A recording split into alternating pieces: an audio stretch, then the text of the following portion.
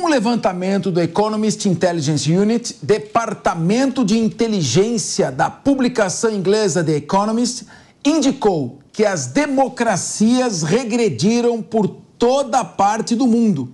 Eu tenho sentido isso aqui, viu, Mônica? Tenho sentido isso. Menos na Europa. Os Estados Unidos, por exemplo, entraram na categoria de democracias falhas, por conta do processo eleitoral, ocupando a 29ª colocação. O Brasil também está nesse grupo, democracia falha, na 51ª posição. Nas Américas, só há 3 democracias plenas, segundo a publicação. Canadá, do Sr. Justin Trudeau, Costa Rica e Uruguai. O estado mostra que apenas 8% da população mundial vive em democracia plena. Além disso, no mapa dos conflitos e crime mundial, o Brasil é colocado como o 6º país mais perigoso do mundo. Você que está aí na Ucrânia, não venha para cá, fica aí, por favor. Então, vamos ouvir aqui, vamos repercutir um pouco isso aqui. Emerson Tawil,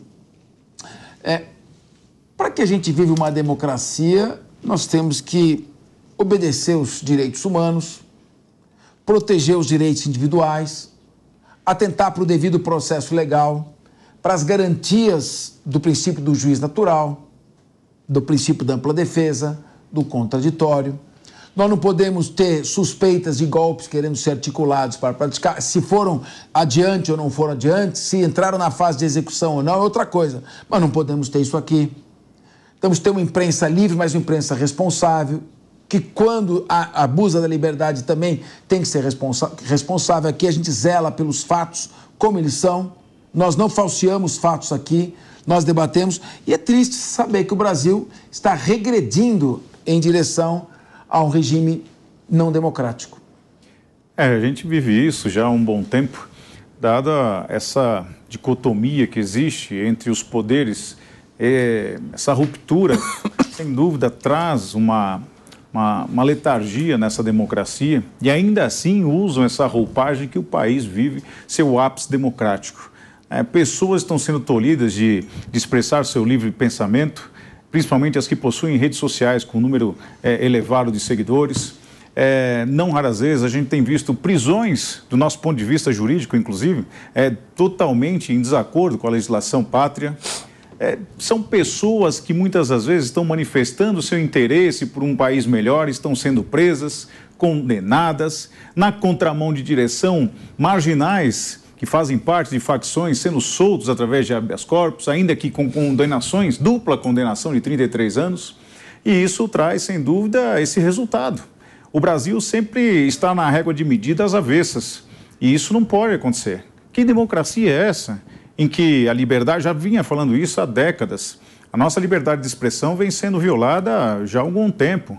E como você disse, os meios de comunicação devem ter um comprometimento com a verdade, sem fazer qualquer alarde, alguma falácia, porque são formadores de opinião.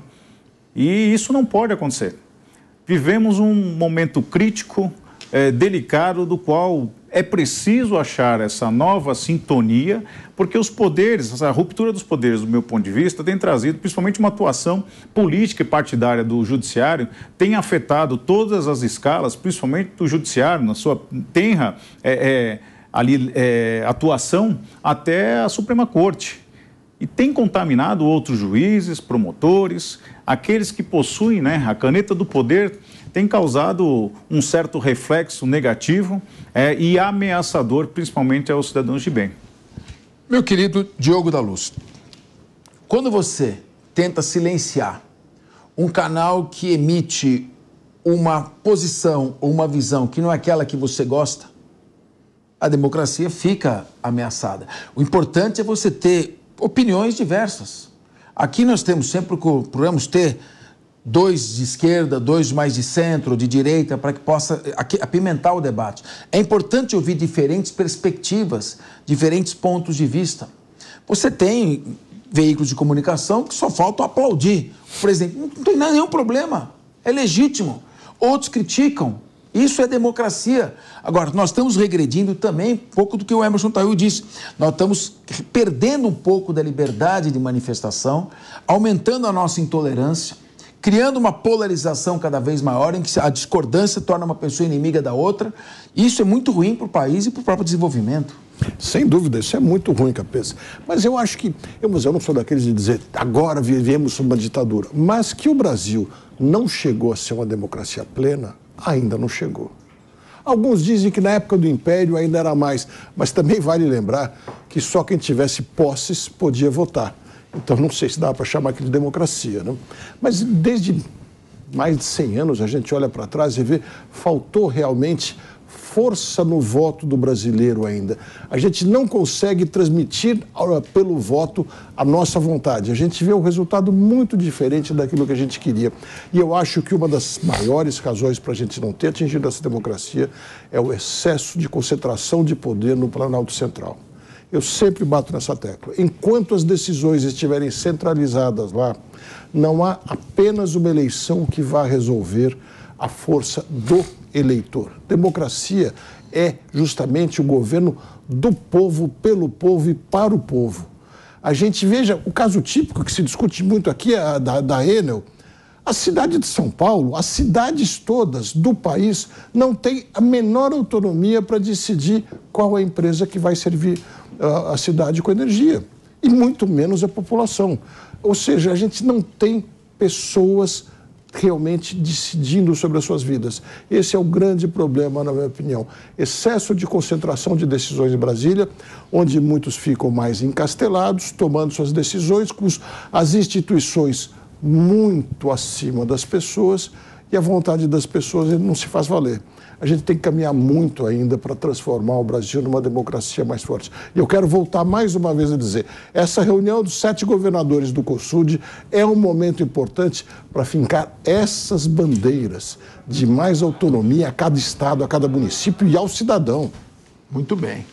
Mônica Rosenberg, logo após o preâmbulo da nossa Constituição, logo no artigo 1º, as 3 primeiras palavras da Constituição são a República Federativa do Brasil.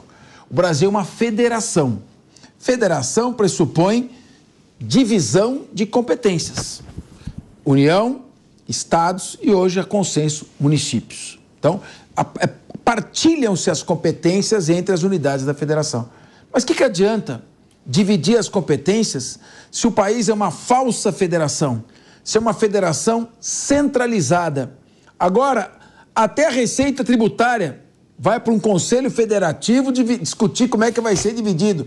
O país está numa tendência autoritária de difícil retorno. Não quero ser aqui dramático, mas é uma falsa federação, há uma intolerância com a divergência, com a opinião contrária, o devido processo legal está sendo sacrificado, as regras de competência também, e você caminha para uma centralização cada vez maior do ponto de vista orçamentário, de competência legislativa e administrativa nem se diga, já está escrita na Constituição.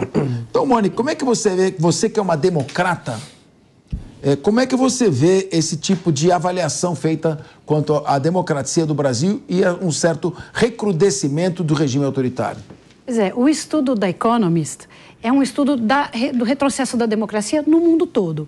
E isso é um fenômeno que está ligado à polarização, está ligado às redes sociais, está ligado ao efeito bolha, onde as pessoas só conversam com quem é igual e consideram que aquele que é diferente é seu inimigo. Então, é uma coisa de cultura das pessoas em geral, e acho que a análise deles é mais em relação a isso e menos em relação a tudo isso que vocês estão comentando que está acontecendo efetivamente no Brasil. Agora, eu gostaria de trazer uma visão um pouco diferente, assim, né? Talvez a Economist esteja sendo muito exigente as economias que ela considera plenas. E a nossa democracia, apesar de imperfeita, apesar de sim ela ser falha, vale lembrar que é uma democracia que vem resistindo a vários ataques, é uma democracia que vem resistindo a situações muito complexas, e hoje nós temos um presidente de esquerda e um Congresso que não é absolutamente nada alinhado com ele e que estão aí entre trancos e barrancos e no quiprocó, mas que funciona. Nós temos uma imprensa que, apesar de não ser perfeita, é uma imprensa livre e há, inclusive, imprensa que fala mal do Supremo, que fala mal do presidente, que fala mal de todas as instituições e por mais que haja medo e que as coisas sejam estressantes e que haja, sim, redes sociais de pessoas sendo cortadas e bloqueadas, existe a liberdade e as pessoas no Brasil podem falar o que querem. Nós temos aí aquela reunião absurda do planejamento do golpe, onde nós vimos Forças Armadas dizendo não ao golpe, o Exército dizendo não vamos participar do golpe. Então, de alguma forma, a democracia do Brasil resiste, segue forte, não é perfeita, mas ela deve sim ser sempre defendida, valorizada, e temos que olhar o lado positivo. Continua resistindo bravamente à nossa democracia, nossa população continua indo às urnas. Então, eu sou daquelas que gosta de olhar e dizer, ela pode ser falha, mas é uma belíssima de uma democracia. Concorda, Rica Mello? Olha, concordo muito com o que a Mônica está falando. Eu estava até dando uma olhada nesse estudo da The Economist. E olha só que interessante, né? A gente tem aí 30% dos países que são regimes autoritários. Nesses 30%, tem 3 países muito grandes que causam uma confusão mundial enorme, que é a China, que é a Rússia e que é o Irã. 3 países que, inclusive, têm arsenais atômicos, né? E que alguns desses países, a China, por exemplo, às vezes usa, né, um pouco ela tem uma guerra econômica muito grande com os Estados Unidos e acaba sendo interessante para ela conseguir ganhar um pouco mais de aliados e ganhar um pouco mais de poder nessa guerra econômica que existe em todo o mundo, né? E a hora que a gente olha as democracias plenas, por esse estudo da Economist, que entendo que é bem duro para categorizar um país de fato como uma democracia, você vê lá os países Noruega, Islândia, Suécia, são todos aqueles países do norte europeu riquíssimos, que tem dinheiro pra caramba, né? E é até mais fácil de você fazer democracia quando você tem muito dinheiro. E a gente olha aqui na América do Sul, né, ou nas Américas, tem um país como Venezuela, Nicarágua, Cuba, que são outros países também com regimes autoritários. E o que a gente vê no mundo? A gente vê no mundo que os países democráticos, né, acabam guerreando com países que têm regimes autoritários. E a gente está falando de mais do que 50 países autoritários no mundo. Então, de fato, preocupa muito isso para todo mundo. Porque quando um regime autoritário... A Venezuela agora, por exemplo, querendo lá invadir nossos amigos da Guiana. Então, esses países autoritários acabam fazendo, né, tendo esse tipo de atitude que acaba deixando muito mais difícil a democracia em todo o mundo. Então, de fato, é um tema muito importante para a gente entender, lidar, e a gente tem que garantir que o Brasil não caia a ser essas democracias aí falhas ou, ainda pior, regimes autoritários. Muito bem. Só para um rápido esclarecimento, antes que a comunidade judaica do Brasil já comece a preparar as malas para sair, o pessoal de Israel entra em pânico, o Irã ainda não tem uma arma nuclear. Ele está explorando energia nuclear para fins pacíficos, né? Porque eu sou obrigado a corrigir, porque senão o pessoal daqui a pouco... A Mônica já estava aqui quase que infartando. O Irã não tem uma arma nuclear. Mas nós temos coisas aqui que são graves também, viu?